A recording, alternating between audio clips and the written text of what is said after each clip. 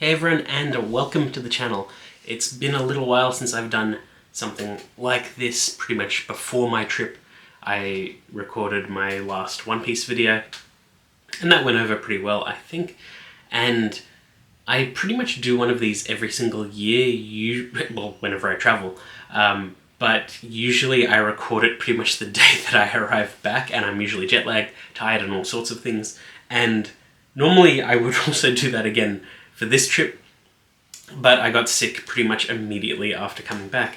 So it's been about a week or so since I've been back, and I'm recovered enough to talk. At least I feel like I'm recovered enough to talk, and gives me time to sort of organize my thoughts a little bit and talk more about my trip in general. So for those that don't know, I traveled to Korea and Japan for about a month, sort of like a little reward of me leaving my job, which was explained in the previous One Piece video.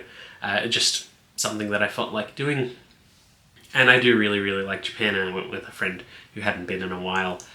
So we did a bunch of things that we haven't done before, and went to South Korea, which is something that I haven't done before at all. Now, the specific reasons as to why, I don't think that there really is one besides just wanting to travel. Like, there wasn't a very specific event that I wanted to do. But there were a lot of overlapping things that could be done effectively at any time in either of the areas.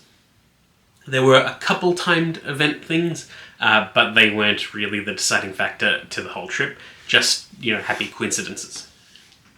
So it was about 5 days in Korea and 21 days in Japan, so did a lot of stuff. So first off, this was my very first time in South Korea. I don't read or speak the language at all. I have very basic understanding just from a lot of YouTube videos and multimedia. So basically spent the entire time in Seoul. Thought that was the easiest way to handle things, just because it's a major city. That's where pretty much everything that you want to see is, besides like historical sites, seeing the countryside and stuff like that. For the very first visit, I felt like Seoul made a lot of sense. And so basically just went there to shop, eat, and see the sights. So on the very first day, just browsed around near our hotel, found some really beautiful park areas along the bay. It was really nice. There's just this long, beautiful strip of parkland that you can easily get lost in. It's just in the middle of the city district that we were in. And that was really cool. We did actually get lost for quite some time. Once we got our bearings, we went to Hongdae, which I believe is sort of like the major sort of shopping district. It felt like a city centre shopping district, at least for like trendy things, fashion, high brands, things like that. But it's also the district with the most like anime pop culture stuff. So it's like they had their own Animate store, they had an equivalent to K-Books, a bunch of small offshoot stores that sold like Ichiban Kuji, prize figures, scale figures, all sorts of things. And that was pretty cool to see. And as expected, a very large selection of online games that are popular in Korea, like League of Legends. There's a lot of League stuff. There was a decent amount of Blizzard stuff. Saw like Diablo branded wine, I think it was wine or beer. And then also saw a lot of Nikkei Goddess of Victory stuff, which was expected. And it was just really cool seeing all that stuff out there. Realistically, didn't buy too much, just a little bit here or there, because I'd be traveling for effectively the next month and wasn't sure how much to stock up on. But basically went around, did random things, bought fun collab items from the convenience stores, because they had a Nikkei collab at the moment where a lot of the girls were dressed up in the uniforms from that particular convenience store, and you got like stickers or tattoos with it. I'm still not sure what it was, but they were like drinks, food items and stuff like that. And so that was kind of fun.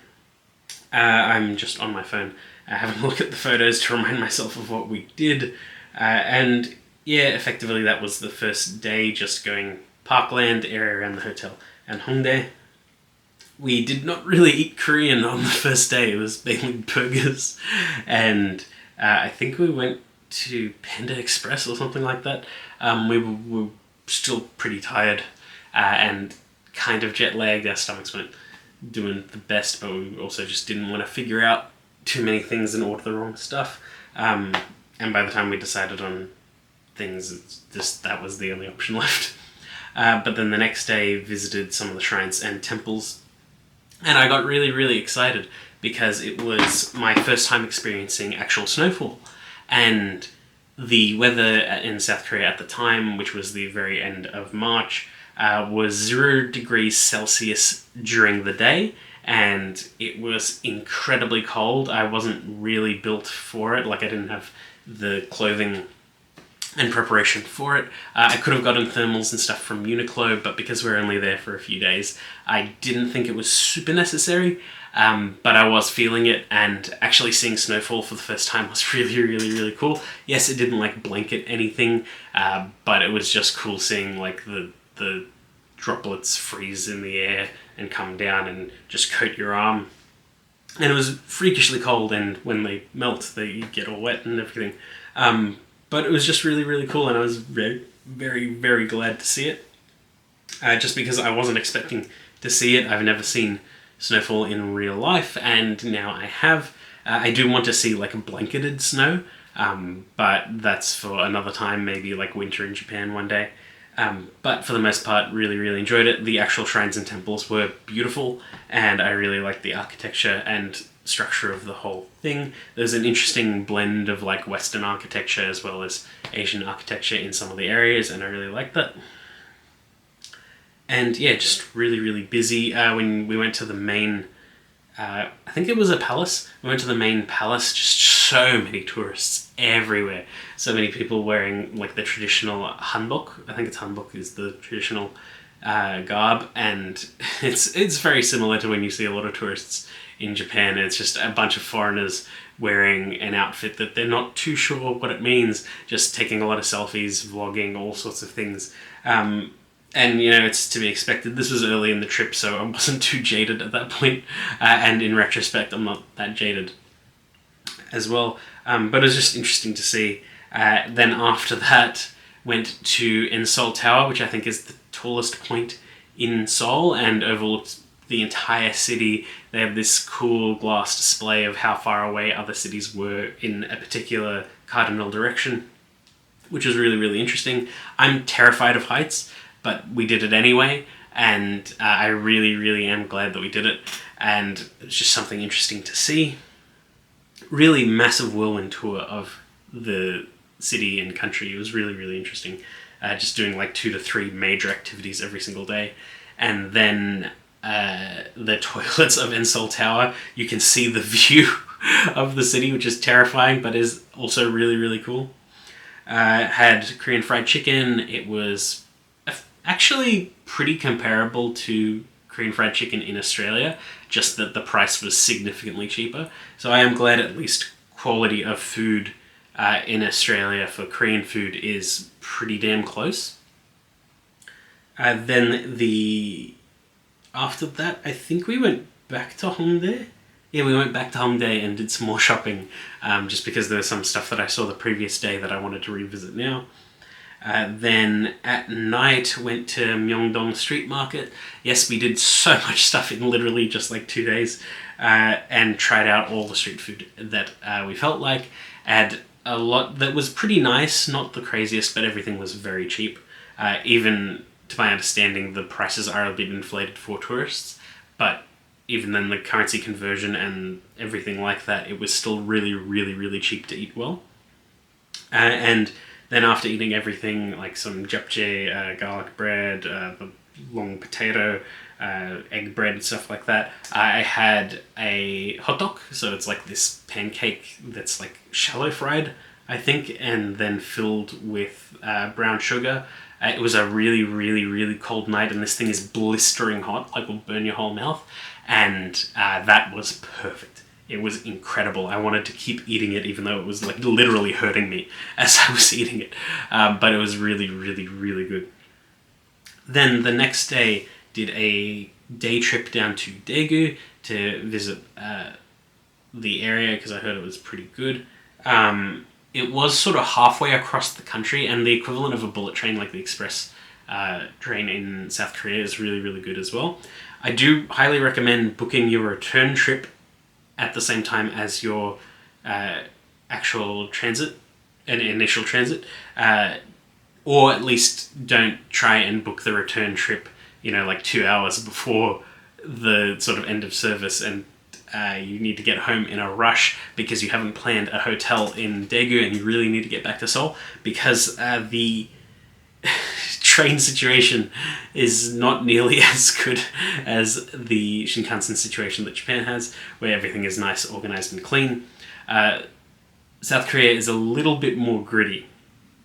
And I do actually appreciate that in some regards, but for the train situation, I did not appreciate it at all. So effectively, the only 2 trains I could book at the end of the day were standing carriage in an express train. And standing carriage means you're just at that little entranceway where the door opens and people funnel through to like each respective carriage. You're in that little entranceway where there's a toilet for all the other passengers as well as yourselves, and there's no place for your luggage. You just got to stand there with this high-speed moving train for about 3 hours till you get to your destination. And that was a nightmare. I was flung around constantly. I found a decent-ish spot to lean up against a wall, but then I had to go to the bathroom. When I came back, someone stole my spot. I hate that guy. But I appreciate the hustle. The whole thing was just awkward and strange. I learned a lot. Really, just don't do a day trip halfway across the country and expect your return trip to be smooth if you haven't booked the return trip in advance. It was just awkward. One of the worst train experiences I've ever had in my life. Really good experience to have, but one of the worst experiences to have in my life.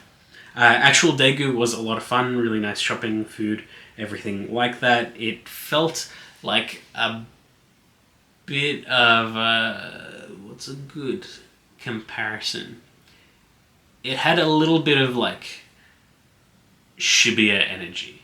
Not as many people, but it's like these big open walkways with shops lining everywhere, big designer brands as well as smaller shops, and just a cool little atmosphere, a lot of street food and style.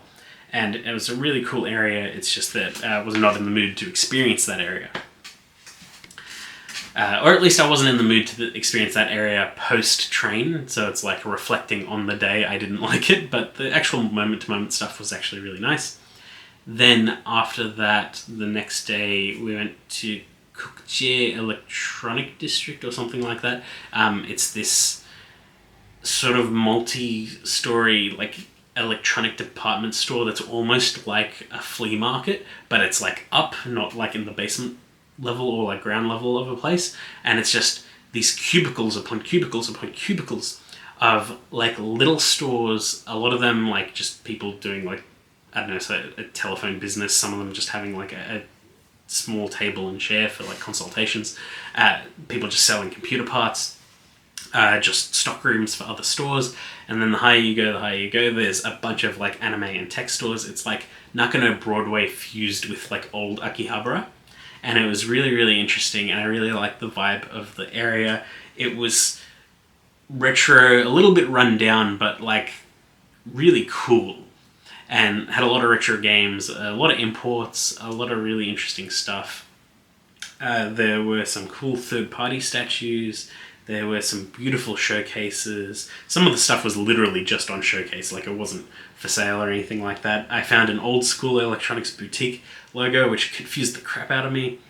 But there were just some beautiful figures, some great displays, and some really funny and weird stuff to see, like these like portraits and postcard things that you could buy. Just a weird selection of which people they used for them, but cool stuff. They even had like an old gaming kiosk like that they'd have for like testing games at like an EB Games and stuff like that. That was cool. Some good deals to be found. Just really liked the vibe of the place. And everything was relatively cheap. And in general, I think that South Korea was a pretty affordable place. Food was cheap, accommodation was cheap, travel was cheap.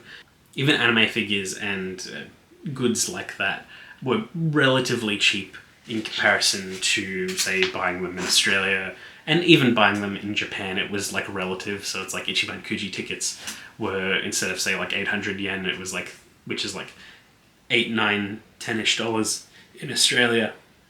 For Korea, it was like the equivalent of like $12 Australian. So it's like, it wasn't too crazy, and I think a lot of that comes down to how close in proximity everything is.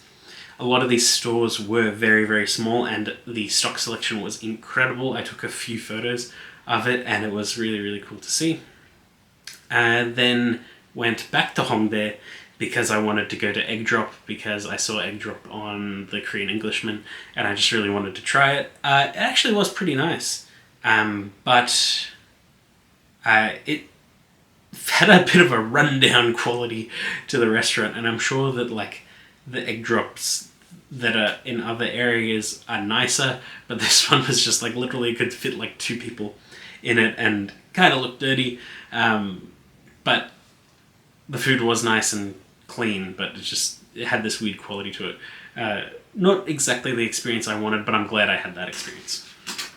And then we were done with Korea and moved on to Tokyo. Now Tokyo, Japan in general, we did so much stuff. This was effectively a bucket list style trip for me, where I wanted to do a lot of the things I haven't done before, or was too afraid to do before, or just got in my own head and just decided that I wanted to procrastinate and not do certain things. So this trip, for the most part, was to silence that thought in my head and just do the things that I always regret not doing, or just doing things that I haven't done before, get out of my comfort zone a little bit, and that's what the main thing that I wanted to do in this trip was. So wanted to avoid main touristy stuff if I could, but that being said, there's some touristy stuff that's like fun to do and I haven't done before, but for the most part did stuff that I haven't done before. So first day in Tokyo, they were doing a Baskin Robbins One Piece collab, so we tried out those things. There was a unique Luffy flavor, which was actually really, really nice. This collab, as of recording, is still ongoing, and it's like every week to 2 weeks they change like the bonus collab items that you can get, which is crazy. Like, imagine you just keep going back to Baskin Robbins for these collab items. It's interesting and kind of cool. Then I think went to Akihabara that evening to check it out as well. We were staying in Asakusa, so we went that far away. And I just wanted to see the Tamashii Nations display, because I really, really love the main Tamashii Nations store, just being this big showcase in history of a lot of the figurines and things that they produce. But I also dislike that it is constantly on rotation almost every single month, or like every season, for what stuff is on display, because I like seeing all of this stuff in a timeline sort of on display, but I don't like that it constantly changes, because it might not be the display that I'm particularly interested in, or I preferred a previous one over this. But it is what it is, and this one was majority focused on Gundam, which made a lot of sense because the Future Pavilion in Osaka was about to open, Gundam G-Quacks was just about to start airing, and was really cool to see. And then further into the trip, the focus sort of shifted a little bit more to s.h.figuarts again, as well as Gundam again. It sort of like really depended on the vibe at the time. But it was really cool seeing a lot of the stuff and the detail that they'd been putting into this new or redone life-size Gundam for the Future Pavilion in Osaka. And then they also had a lot of the new Dragon Ball s.h.figuarts on display. So they had the new Super Saiyan 4 Mini Goku, the Super Saiyan 3 Vegeta, the Goku and Vegeta Daima adult versions that at the time hadn't been released, as well as the upcoming re-releases of the Broly and Cooler. So that was cool, and I believe it was like listed as the best selection Super Saiyan, Legendary Super Saiyan Goku. So it was kind of cool to have that little lineup of characters and to see them in person, and they all look good as they should. And then I saw the My Hero figures, which even though I'm not a huge My Hero fan, like I was watching it up until the Overhaul arc, which I finished, and I was reading it up until the second internship arc. It was good. I just took a break from it, but I wasn't like obsessed with it. I heard incredible things about the s.h.figuarts line. Didn't really appreciate that an effect part set was sold separately and announced pretty much at the same time, or like clearly coming at the same time as the other figures. But I decided to buy the Bakugo and Deku and hopefully get the effect part set at some point. I thought that that would be easy to find. Not easy to find. But effectively, I wanted those figures because I'd heard very good things, and it wasn't like I was averse to the franchise or anything like that. It's just that I haven't been a fan of the franchise for a very long time. But anyway, moving along, checked out Army, saw the figurine showcase, usual business, went into some arcades, and then had a seafood barbecue dinner, which was pretty cool for the first day in Japan. I'm not a huge seafood fan, but I will eat it here or there. And for the most part, this stuff was really good. It was this nice little barbecue. Some of the stuff you eat raw, some of it you don't. Some of it was questionable food. I really wasn't sure if that should be edible. But for the most part, it was pretty good.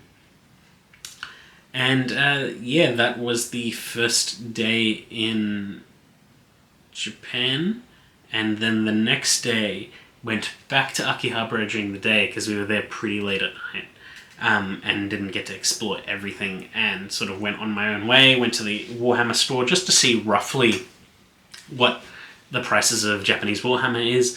Pretty comparable, like it's brand Warhammer from the Warhammer store, so it's gonna be like the same price as it is globally, pretty much.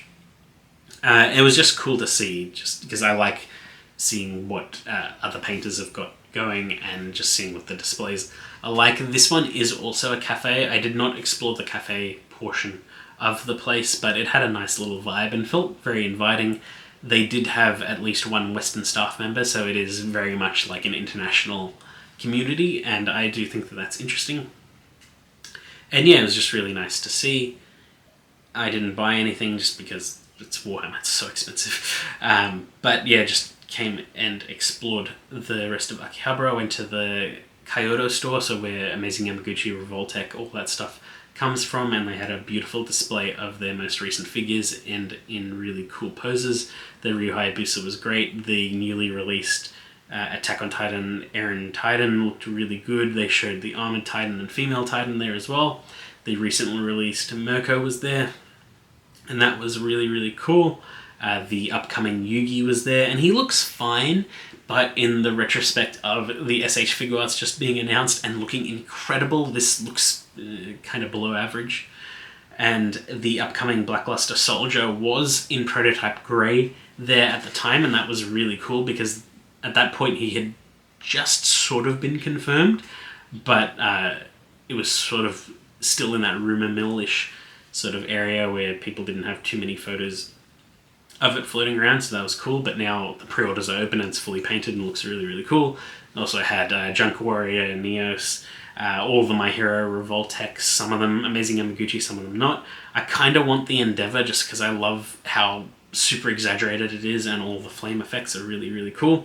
I do also kind of want the Bakugo again. I sold mine years ago, but like, he was a nightmare to handle, but I know how to fix him now, and the effect parts were really cool, but accuracy to the character is really tricky too, because like the s.h.figuarts look pretty much picture perfect and are doing really cool things, so I think I might stick with that brand, but there is like a little bit of reluctance in me.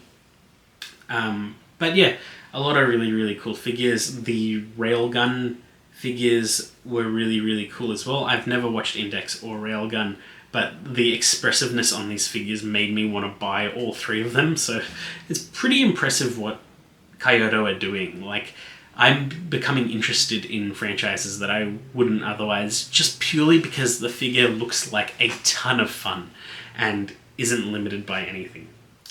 But then after Akihabara, went to Ikebukuro in the evening, saw that there was a sock store, and they had Street Fighter 6 socks and they had jewelry, and I was really thinking about it. It was only in women's sizes, and normally that wouldn't really stop me, but I was also really tired, so I just was like, nah, I can't be bothered figuring out what size I am. So I just left it, but took some photos. Then just bounced around, saw the all of the Guinness World Records gachas in Sunshine City like you usually do. Then went to Bar Cafe Fun TCG, or TCG Bar Fun, something like that. It's a bar in Ueno where you can get a cocktail gacha where you get like a random base and mixer from like a deck of cards and they mix it for you, or you bring in your own cards, any TCG or any collectible card, to my understanding, and you show it to the bartender and he will try and replicate that card as if it was a drink. And it was really, really interesting. It's about 2,000 yen per go, so around $20, $22 Australian. But it was a really, really cool thing to do, and pretty much all of us got 2 drinks each from this. I brought some cards from home, so I thought that was fun to do, and I really, really enjoyed that quite a bit. The drinks were decently strong as well, but the gimmick is what really, really sold it, and I really enjoyed that whole vibe. Their actual display of cards was incredible. They made this cool like 3D Toontown out of like cut up cards. It was really, really beautiful. They did the 3D print of like other cards where you get multiple and you layer it up by cutting it out. That was really, really cool. I want to actually do that one day. And they also had a bunch of board games on hand for you to play. They're all in Japanese, obviously, but it is really, really cool. They had, it was like about 4 or 5 tables that could fit about 4 people each. They had counter seating, and they also serve food. Food was so-so, it's bar food, it's nothing too crazy, but you're there for the gimmick and the atmosphere and the vibes, and it was just really, really nice and relaxing, and felt really comfortable there, even if there was a bit of a language barrier, but it was perfectly easy to overcome. And I just really, really enjoyed my time there. Would 100% go back again. And here is my haul from the first day in Japan, the first real day in Japan. This is my haul. I think I did pretty well, honestly, but it was a sign of things to come. Then the next day went to Nakano Broadway, and I enjoy Nakano Broadway. Very rarely do I buy stuff there, but I really, really like the vibe and the style of Nakano, because it's this sort of retro, gritty, sort of like, not cyberpunkish, but like there's like 80s cyberpunk sort of style to it, very Akira branded, like it's this retro gritty thing. It's hard to describe, but I like the vibe there, which is why I keep coming back, and I just like strolling around and looking at stuff. They've got a really cool import section. Every single mandarake there is specifically designed to be like one thing. Like this one sells songs, this one sells games, this one sells tokusatsu figures, this one sells Godzilla figures, this one sells Transformers. I really, really like that like laser focus on stuff. The selections aren't the best just because they're all small stores, but I do like that they're all focused on one thing. And you can find some really, really cool stuff there, and I just really like checking it out. I love the sort of like open air look, but it is all undercover, as well as the maze-like structure of it. Sometimes the maze-like structure is really frustrating because there's an escalator that takes you from floor 1 to floor 3, but to get to floor 2 you have to take the stairs. I think there's an elevator somewhere. There's like 2 staircases per level as you go up, and it's really hard to get your bearings because each thing is like this awkward figure 8 that is like 2 H's like stuck together. Like it works like a figure 8, but there's like ends to each path, and then there's toilets on like each floor parallel to each other or something. It's really, really awkward and hard to describe unless you're actually there doing it. But like there's something charming about it, and there's something special about getting lost there. I will say never go on a Wednesday, just because most of the stores are closed on a Wednesday, and the maze-like structure of the building gets even more confusing if most of the stores are closed. But generally, I really, really like Mandarake and the style of Nakano Broadway. Mandarake lately, I haven't really cared much for it in Tokyo specifically and in Osaka. When I first started coming to Japan, they were really cool and had great selections, and they still do have great selections. It's just that what I want typically isn't there. But if you go like pretty far out to some of the more rural areas or places that aren't as tourist heavy, you will usually find some really good stuff and really good deals. But I do still just like browsing the place because there's a vibe that only Mandarake has. Anyway, went back to Akihabara again because, again, we live super close to it. And while previous years I've been super jaded about Akihabara, I don't know, something about this year, it felt like it was special again. I don't know what it was, but yeah, I just enjoyed going back there constantly. This time had a really good look at Volks, and I think that's because I was really into miniature painting and customizing lately, so I could appreciate what I was seeing way more. And I started making a list in my head of stuff that I wanted to buy. So I was sort of locked in on what I would probably leave the country with. So I really, really wanted to try garage kits, and I think that this was the year where I'm like, now you know what, I'm going to finally bring these home. And it was just really, really nice seeing what other people had done. And I, in general, really, really liked Volks, even if it's not for everyone. And yeah, just did a lot more figurine browsing. Found a copy of Chaos Legion in Trader, which was insane. I love Chaos Legion. It's such a weird game. It's basically the precursor to Astral Chain, and it's based off like a really old French novel. Strange game, but there's something special about it. And then did some crane games. That evening went to the Monster Hunter bar, and this one you have to book in advance. Not super far in advance, but you just do need to book in advance. Super easy to do in English. It's in the same building that is the Dragon Quest Cafe, the Grand Blue Fantasy Cafe, and the Eorza Final Fantasy XIV Cafe. Really, really cool. I like the vibe. They've got monster parts everywhere. It's all massively themed. You can play the game for like a hard quest. If you win the quest, you get like, I think you get a percentage off your bill or some money off your bill. All of the food is themed. Some of it is timed because of the upcoming collabs or whatever. So a lot of it, we had Monster Hunter Wilds food, which was pretty cool. I had meat on the bone, which was basically a hamburg steak wrapped in bacon, put on just a random bone. That was actually pretty nice.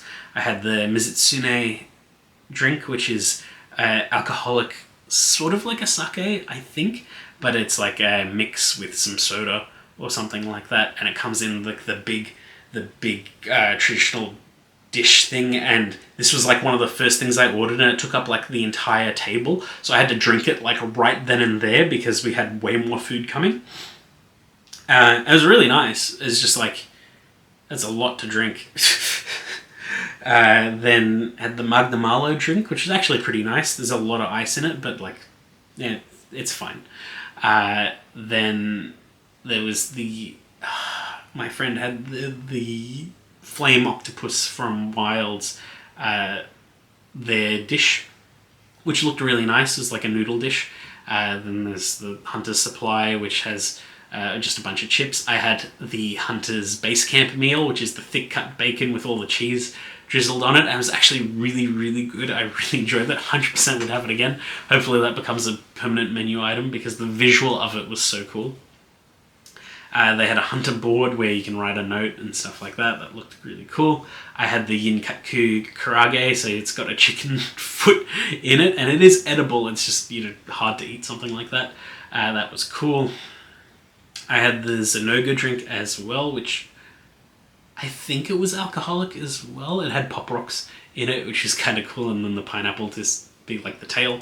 That was cool. I had the Yinkatku pizza. That was also really, really nice. It's like an egg cheese pizza. There's one-to-one replicas of the weapons and armors throughout. I also had the Kirin parfait, which is also really, really nice. I ate a lot of food, if that wasn't clear already. I wanted to eat more just because I wanted to get everything that I could on the menu. Just because everything looked so nice and it was so much fun.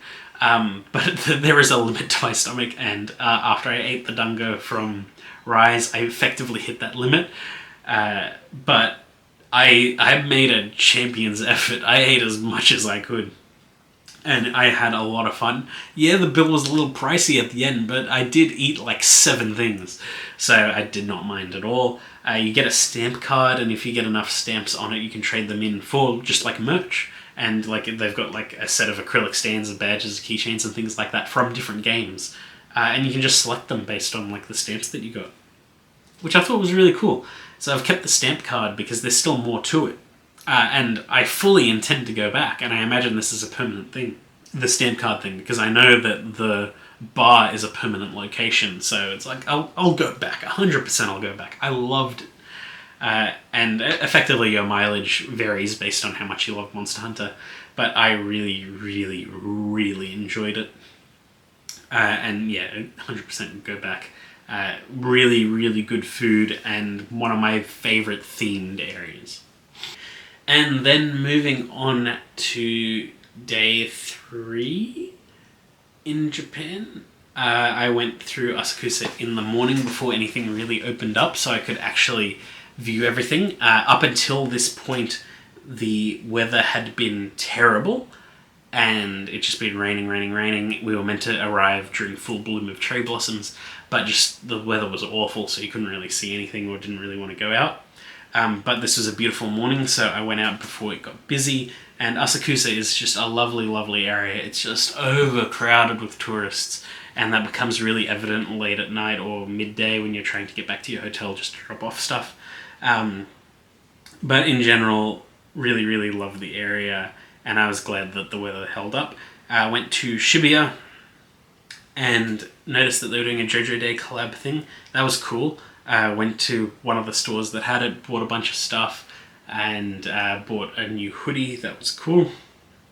Wasn't expecting to see this like JoJo collab, but it's just a funny little coincidence. So that was great. And went across the crossing. Even saw myself on the live stream on the Shibuya crossing. And yeah, just the whole JoJo vibe thing in Shibuya was kind of cool. They had like, I want to say every single SAS posable figure on display, but I don't think it was. But it was, if it wasn't, it was a vast majority of them, and it was really cool to see. There was a nice worker who took my photo with the JoJo statues. There was also the upcoming Boa Hancock figure on display. I didn't realize that pre-orders had opened that day, so that's why I was seeing it on display. It looked really nice. Saw the Mugiwara store in Shibuya, got a nice view of the crossing, and just a really, really cool place.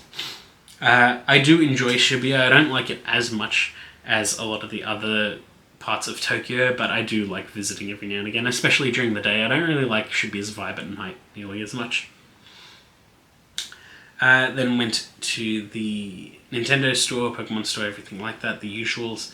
Went to the Mandarake in Shibuya, went to the Square Enix Garden, which is the Square's new store. Kind of sucked. But it was kind of expected, honestly. Then went to Diver City, which is in Odaiba, because I wanted to see one of the life-size Gundams, the Unicorn Gundam. I'd never been to Diver City, and that was cool. They had a South Park pop-up store, which was bizarre. There's another Straw Hat Mugiwara store. And then, of course, the Unicorn Gundam. Loved it. That was so cool. I'm sad that we missed like the transformation sequence and the light-up sequence, and it was hard in a really bright day to see the lights. But it did not tarnish the experience at all. Really, really liked seeing it. Only other thing that I would have liked to do is see the Gundam base, but I do understand that partway through the day you need bookings for it, and that kind of sucks. But I saw other Gundam bases while we were there, so it didn't bother me too much. And most of the really cool Gundam stuff is in pre-owned stores because they've got all the P Bandai and a massive selection. So it's like, it doesn't really bother me too much in terms of selection, but I would have just liked to see like the massive Gundam base. But yeah, the Unicorn was really, really cool. I really enjoyed that. After seeing the Walking Gundam, I think it's hard to top that. But seeing any life-size Gundam is cool regardless. Then on the way back, because we had to hit Akihabara anyway on the way back to Asakusa, saw that this crepe store was running a Nikkei collab, so you can get random Nikkei merch, and they've got life-size cutouts and stuff. The Nikkei characters are in specific new outfits. It's just wacky. Then that evening, yes, these days were freaking packed with how much we did, at least at the start. Went to Ikebukuro to go to the Muscle Girl Bar. And the Muscle Girl Bar is insane. Absolutely crazy. It was such a weird night. It's all you can drink for like 6,000 yen or something like that. Every drink is 2 liters. So massive beer stein, sours, umeshu and things like that. If you order umeshu, it's a normal glass. I'm pretty sure that everything is watered down except like the umeshu. That tasted real strong.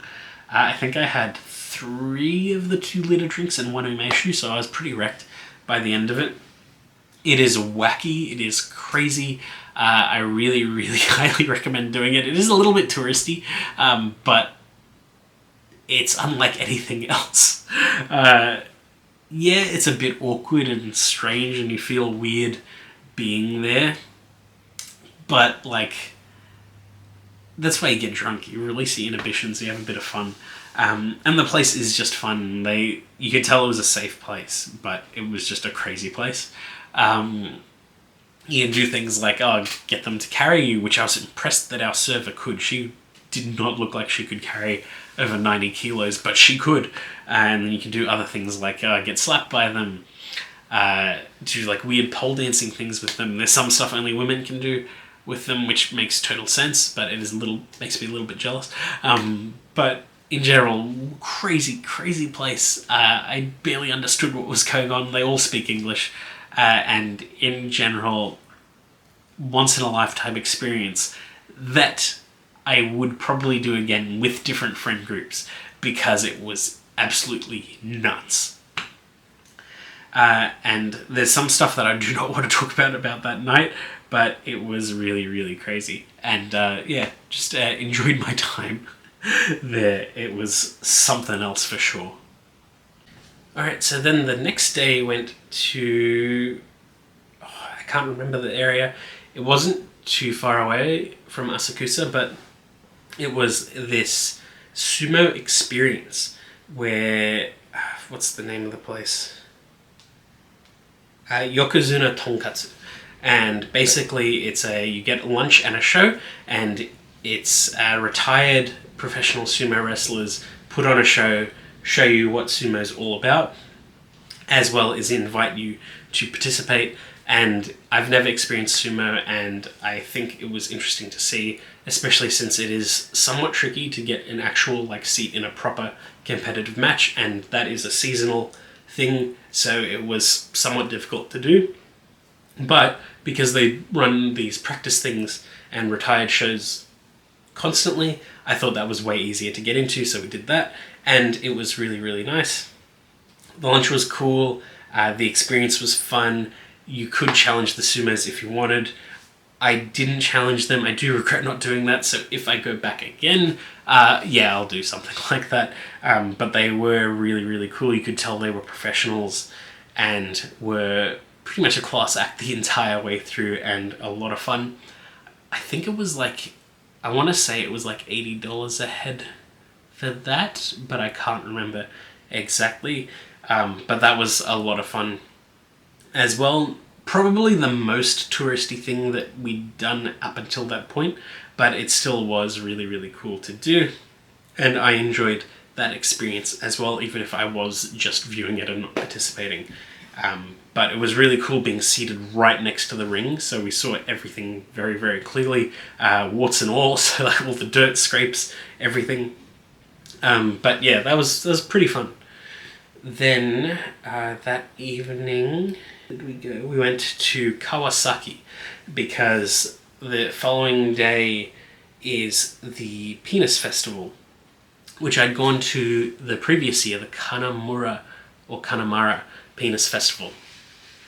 And I hated it because of how many tourists were there and how crazy it was. But I'd unlocked a secret strategy, and I don't really want to say it on camera because I figured out where to go to avoid lines. And it 100% worked, and it was fantastic, and I loved the experience so much.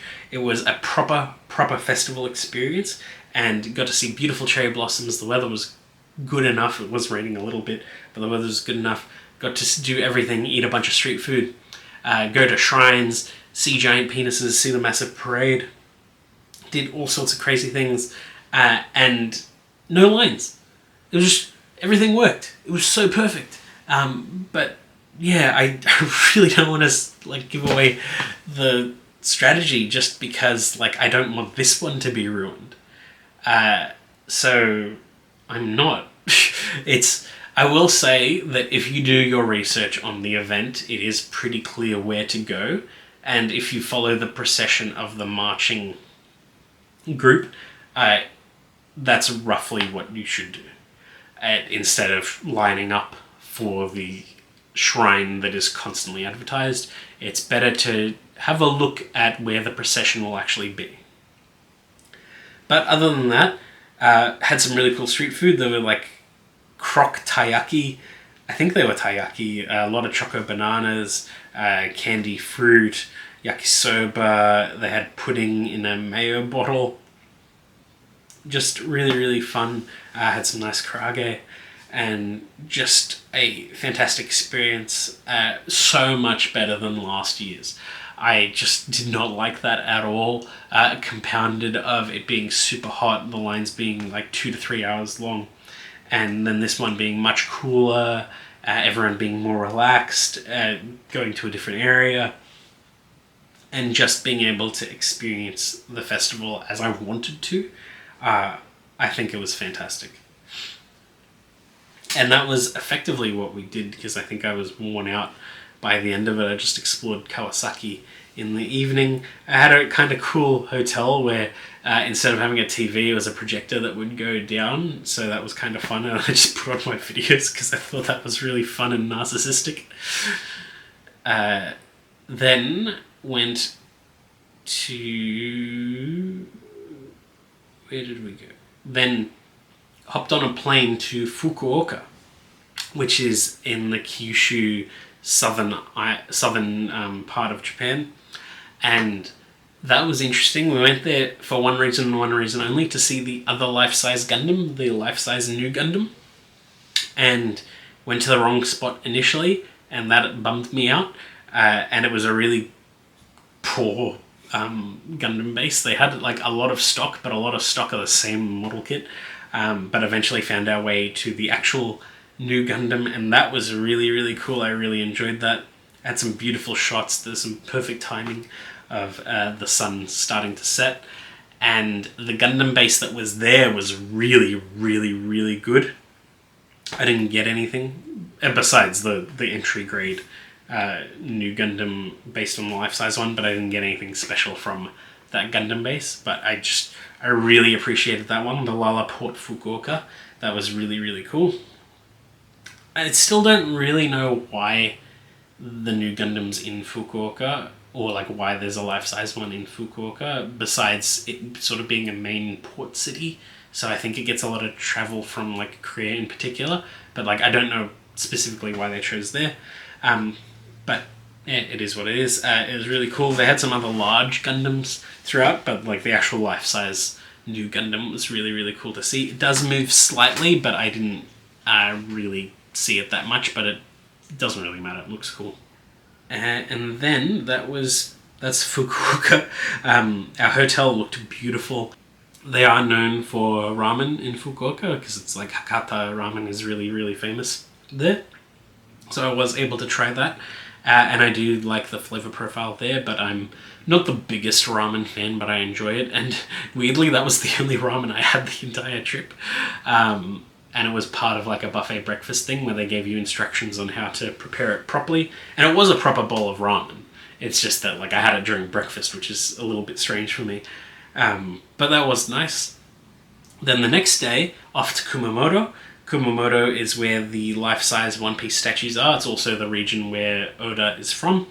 And that was an interesting area. It's got like this modern and old school vibe at the same time, because it's like the main transport system is trams. Like they do have trains, but most of it is trams, and that was interesting. They had some really cool shopping centers set up. Our hotel was right next to a shopping center. They had a cake vending machine, which was kind of cool. And it was just like an interesting vibe of a city and region. But the following day was the actual One Piece tour, and it started from, I think, 8 a.m. and ended at 5 p.m. It is a massive tour that takes you around the entire prefecture. And the 10 statues are scattered throughout the entire prefecture, and it's really, really cool. Yeah, this here, really, really, really cool. They give a map of where they all are, as well as it being in English, and just really... I think they had a bunch of other languages as well, but this one was English, and it was explaining like the whole revival project because of the severe natural disasters that hit the region some years ago, as well as these statues being there to promote tourism and all of the money going back to sort of rebuilding the area, and a lot of the statues situated in specific areas to draw attention to them. And it was really, really interesting. Visiting the statues was fun, and you saw a few other tourists doing it here or there, as well as some locals doing it, and it was kind of fun. There aren't a lot of tour guides that I know of that do all 10 statues, just because it is a really big day, or at least all 10 statues in one day. And it was really, really interesting. Our guide was absolutely fantastic, and I really thoroughly enjoyed it all. It was just a big day, it really, really was. But man, it was so good. I bought all of the miniatures that they had because they had replicas of each statue at each statue. Like, there's a small shop nearby. You can't buy them every single day, so I do recommend looking up the calendar of what stores are open on what days, because if you go on the right day, everything's open.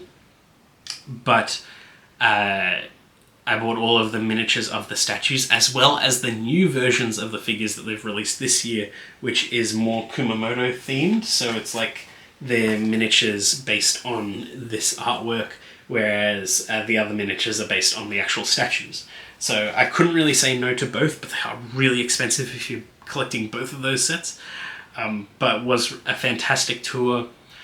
We went all around Komodo, like I said. We also stopped at Mount Aso at the active volcano and got to see that, and that was a really cool highlight. So realistically, I don't really have any reason to go back to Kumamoto because we'd seen literally everything, and I think that is fantastic. Like, I had seen the region, and that was cool. Apparently the area is known for horse meat, so basashi. But I didn't really partake in that, but it was sort of interesting. There are also other areas like Nagoya that are known for chicken sashimi. That's not really up my alley either, but you know, you guys do you, but that was interesting. But yeah, the tour was absolutely fantastic. Saw some beautiful locations, the statues were fantastic, and I do really appreciate how the entire region is structured, and how they've elegantly placed these statues there as a way to promote tourism, as well as just generally promote the area in general, like putting some of them next to farmers markets, so you get to see the market as you go through and just appreciate the area, the people, the culture. And it was really, really interesting. I thoroughly enjoyed that. Then next day we went to Osaka, and we were in Osaka for a few days. Den town isn't as cool as I thought it was prior. I think it's gotten a little bit more touristified, or like Tokyo-fied, where things are a bit more pricey, the range of products aren't as good. Still fun, absolutely, and like the food is still fantastic, but like you can tell people have figured it out that you avoid Tokyo because it's too pricey and go to Osaka, but now Osaka's getting pricey as well. I didn't mind it too much, but it was something to be noted, that the area's changing, the region's changing, people are aware that the over-tourism is everywhere. But still really enjoyed it. Just, you know, did some light shopping here or there. Then the next day went to the Capcom exhibit in... what was the name of the museum? Give me 1 second. The Nakanoshima Museum of Art in Osaka. They had a temporary exhibit for Capcom. This exhibit will be going around the country for the next year or so, and I think it's in Osaka for like 2 to 3 months. Fantastic exhibit. I would 100% go back if it's like still going on by the next time I go. I enjoyed it so much. You can't take video, but you can take photos, and they had, as you walk in, major Capcom protagonists walking alongside you in new animated style, and it was really, really cool to see. I wish I could take photos of it. I wish I could take videos of it. But it was so interesting. Like, they had Breath of Fire. No one remembers Breath of Fire. That's insane. They had Dino Crisis. They had Phoenix Wright, DMC, Monster Hunter, like the obvious subjects, the obvious suspects. They had Sengoku Basara. They had Okami. I was like, oh man. And then they had this random dude that I don't know who he is. But it was just really cool that we had like actual recognition from franchises that don't get any recognition anymore. They had this beautiful timeline set up of the history of gaming as well as where Capcom fits in there. And a lot of this looks like just photos. These are actually videos that are playing on the walls, which is really, really cool. They even acknowledge things like the Street Fighter movie, which didn't pan out too well. Like origins of where things started. It's just a beautiful, beautiful timeline. Then they broke up the timeline even more into franchises. So you've got like Monster Hunter and all its offshoots where they all came out and how they split off into RPGs and things like that. You've got Biohazard set up, as well as how it eventually offshooted into DMC, because DMC is not its own thing. It was originally going to be, I think it was Resident Evil 2. And it's crazy how like they've acknowledged that, and so the entire DMC franchise is put under the umbrella of Resident Evil, which is cool. They've got all the Street Fighters, Ace Attorneys.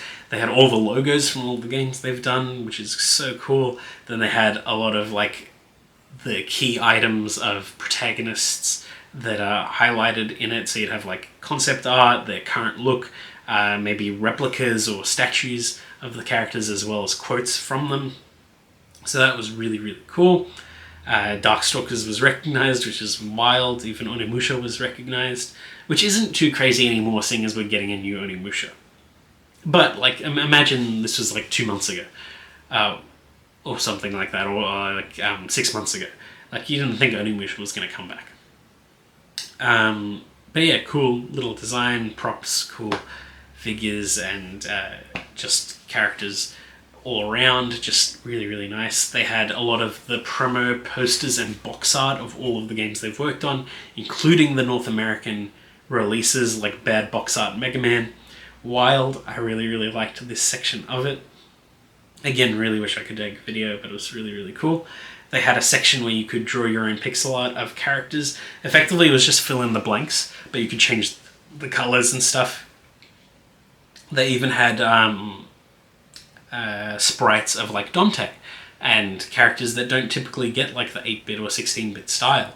And once you finish that, you can actually keep the sprite because they've got a QR code for you to download it. I was super basic, so I just did Mega Man. But it was cool nonetheless, and 100% would do that again. That was fun. They had like simple things like the evolution of animation, the evolution of the Hadouken. So they had an actual playable section of just like the one input you can do as a Hadouken from the original Ryu to Street Fighter 6's Ryu. Oh, well, it's not even original Ryu, it's like Street Fighter 2 Ryu, but like, you know what I mean. So it's Street Fighter 2 Ryu to Street Fighter 6 Ryu, and you're able to test the Hadouken input. You're able to see how the evolution of animation happens, keyframes, how they structure things, how it goes from concept art to reality. Even things of like, oh, how do we get the transparent effect on Yoga Fire in Street Fighter 2? And it's like a flashing effect of like changing some of the pixels here or there, turning it off and on again. It was really, really clever. It just like really showed you how much effort goes into creating pixel art. It's not just like a flat image or like multiple images layered on top of each other. It's like there's a lot of thought that goes into it, and structure of like hitboxes and everything like that. Like they really, really thought hard about it in the older generations, and it was really, really cool. Seeing things of like how 3D images become how real items become 3D images and 3D images become real items.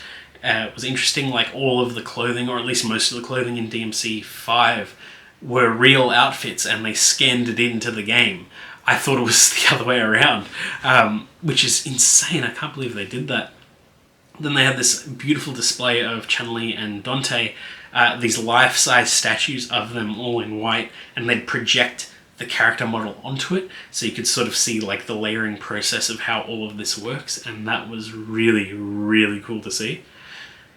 And you could see the Capcom body type, because there's a particular body type that they use for most of their games, so it was interesting to see how that gets broken down. And it was just a really, really great experience. I know I keep waffling on about that. They even had this AR thing where you could see a zone from Monster Hunter from separate angles, as well as like shadows cast over it. And if you went to certain monitors, you could see the actual monster interacting with the environment, which is really, really cool. And yeah, it's crazy. The final section, you weren't able to take any photos of. And they had like this AR section of Resident Evil where you go in with an AR wand that acts as a flashlight, and you flash it on the walls, and it shows you like different character models of zombies as they try to lunge at you and stuff, but it lets you also appreciate the character models and the structure and the whole design of the museum. Then when you leave, there's a body capture sequence where you can choose multiple different Capcom characters to mimic your motions, and it's kind of cool. If you choose Ryu, you get to do like some attacks and stuff. You get to do a Hadouken at the end.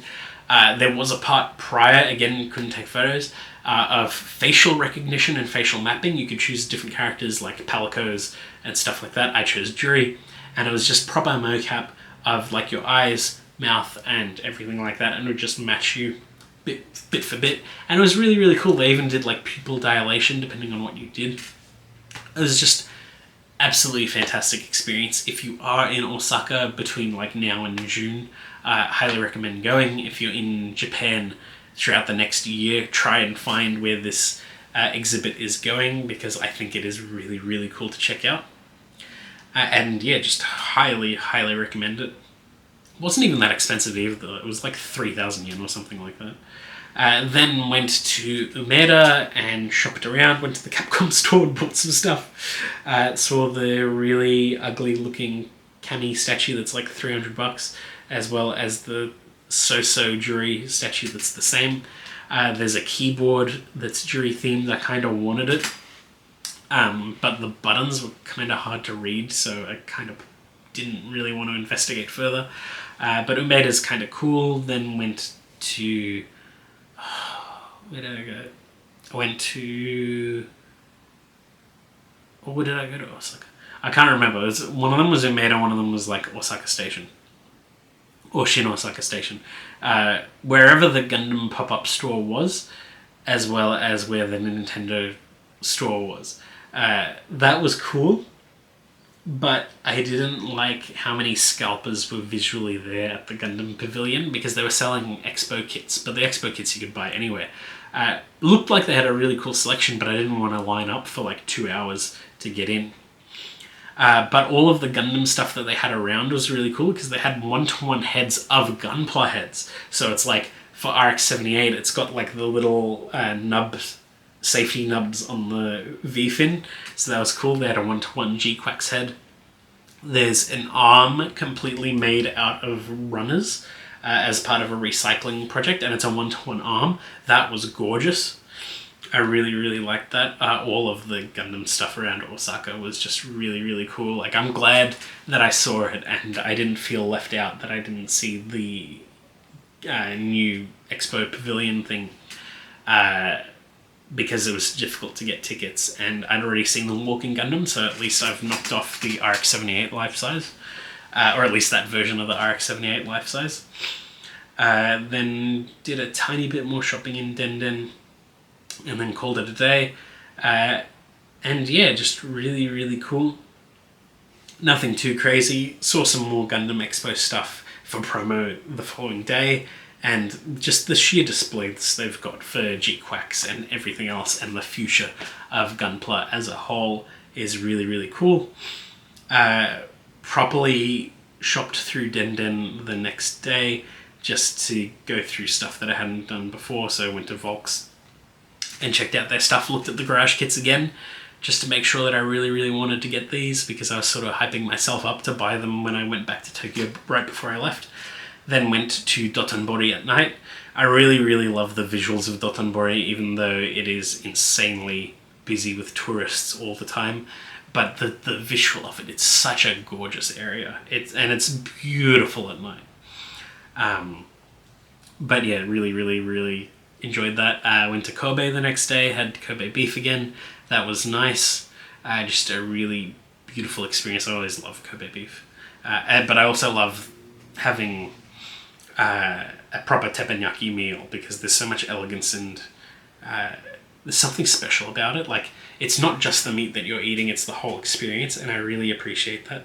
Especially if I'm eating like a slob for most of the other parts of it. It's nice to be a little bit elegant every now and again. So then at night, I had yakisoba, takoyaki, and okonomiyaki from a nearby place. Just ate it like a slob in the hotel. Wanted to have the dichotomy of men right there. Then the next day went to Osaka Aquarium. Now, I'm not the biggest aquarium guy, but I do like seeing them every now and again. This is a good aquarium. That was absolutely fantastic. The tanks are way bigger than they seem. The variety of fish is incredible. I wasn't expecting to see one whale shark, let alone two. Especially not in the tank that they had. It's massive, and it's got all sorts of other fish in it. It was beautifully designed, absolutely insane.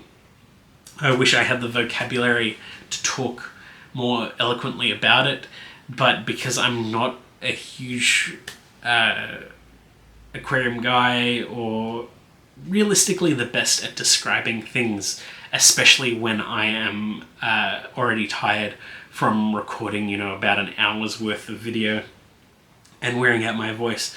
I wish I could talk more about the beautiful colors and design and structure of the building, with this beautiful deep dive down and up to see how this entire aquarium is structured as you work further and further down back to ground level, and see how they've designed the tanks to work with the people so it doesn't impact the fish too much, how the tanks are large enough to accommodate everything, how the artistry on display of like designing the tanks, as well as the beautiful vibrant variety of fish on offer, is really cool. I wish I had the vocabulary to explain it a little bit better, but regardless, it is a very cool sight to behold. Really recommend going to the Osaka Aquarium. It was really nice, and not too expensive either. And look, it was busy, but not too busy. And this is April, the peak of busyness. So it's like, it was fine.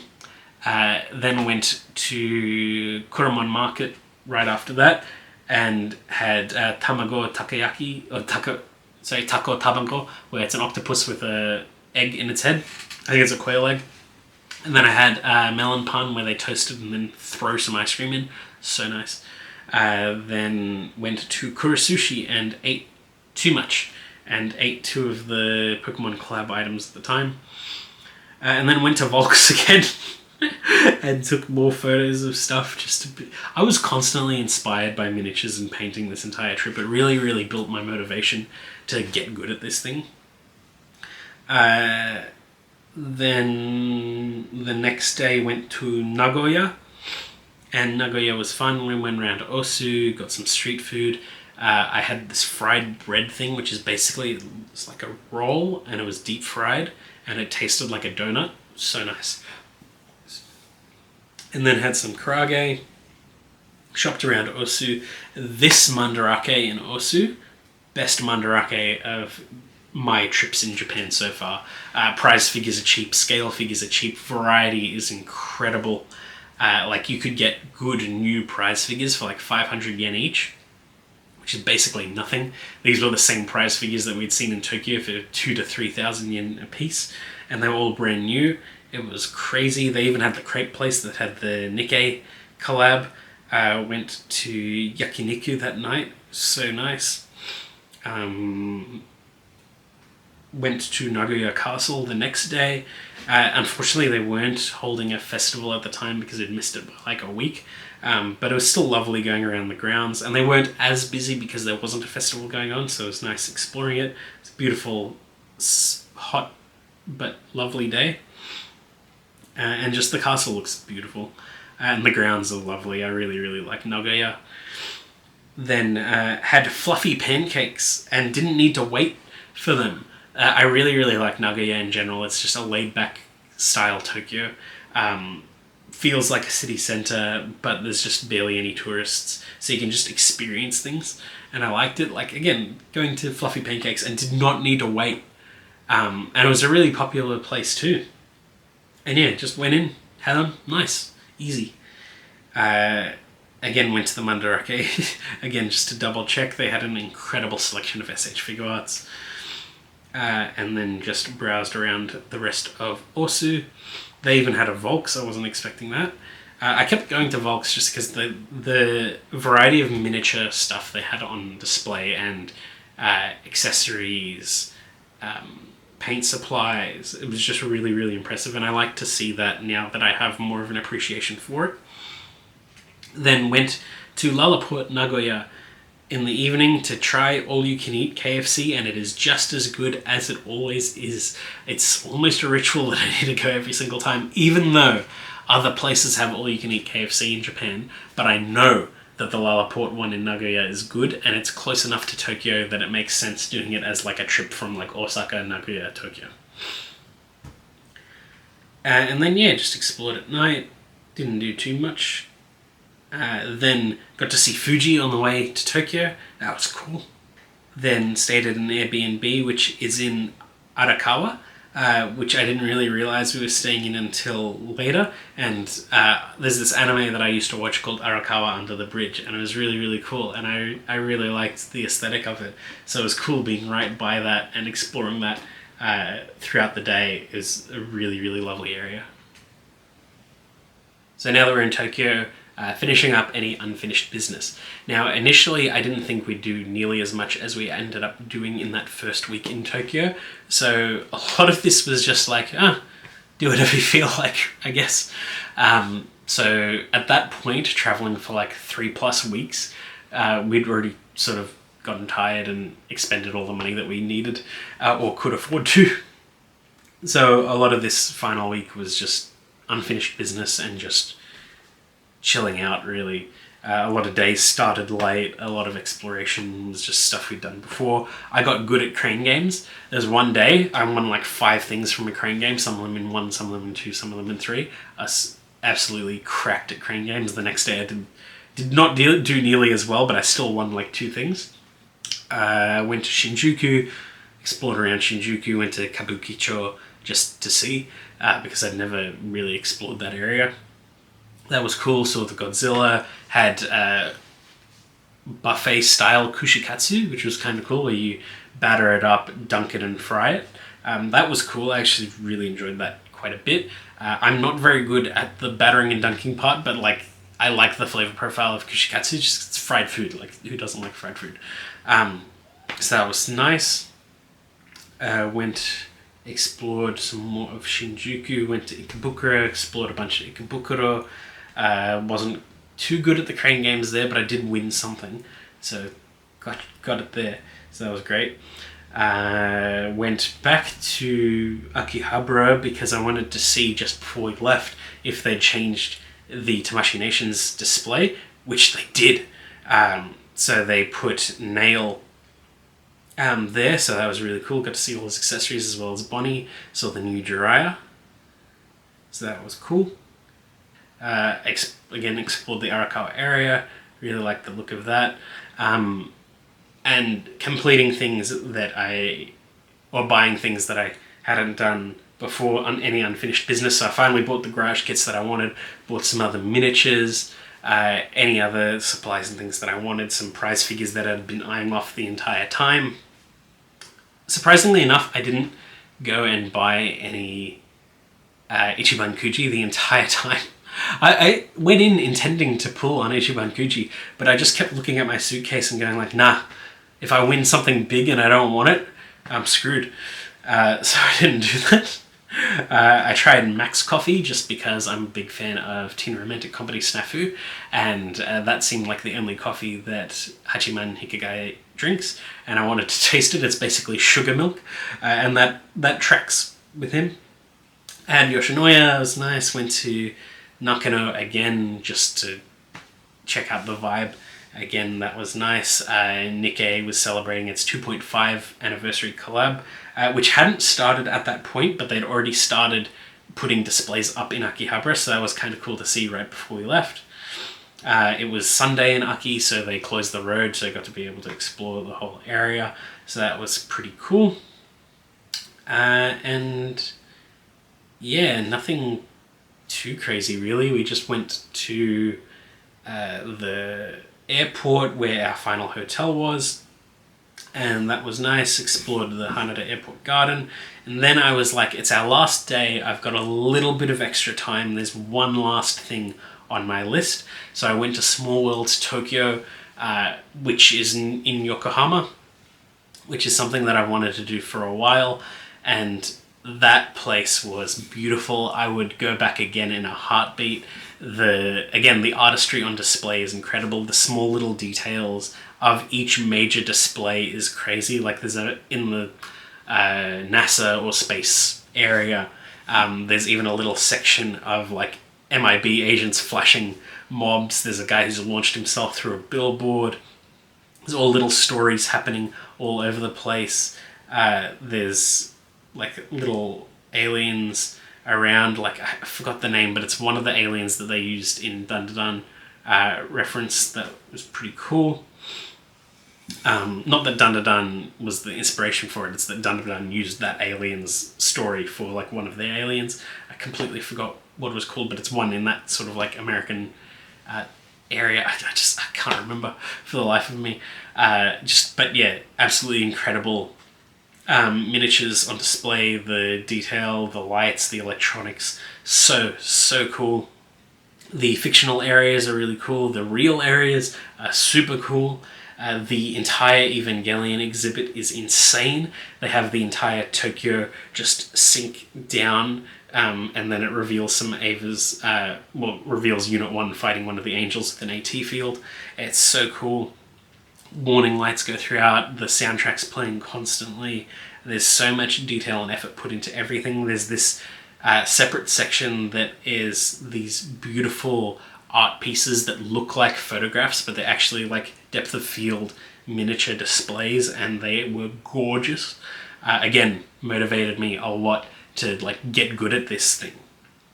And it was so cool. The miniature replica of the airport was really cool. And if you want to do like tilt shift photography, which is something that I learned about recently, this whole place would be fantastic for it, because it already makes people look like toys depending on how your focus is drawn. So if you're into tilt shift photography, this place has already got it set up. So that was really cool. A lot of these pieces were actually for sale, which is interesting as well.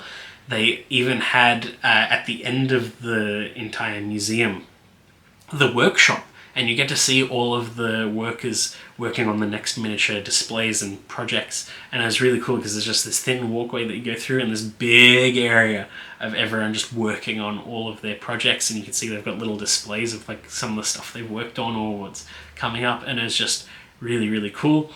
I did also like some of the other parts of the Ava display where they have the larger scale statues, and even, they weren't one-to-one, but they were large statues and replicas of like Unit 1's head and stuff. Or at least I don't think it was one-to-one, it didn't feel like it. But yeah, everything there was absolutely incredible. I know I didn't experience everything that they had to offer, and I think that's a good thing, because now I've got a reason to go back. And 100% would have gone back even if I experienced every single thing. They have collabs every now and again. Like at the time they had an Idolmaster collab where you could find out well, you can find the Idolmaster characters throughout different exhibits, and if you collect them all, I think you got a freebie. So that was cool.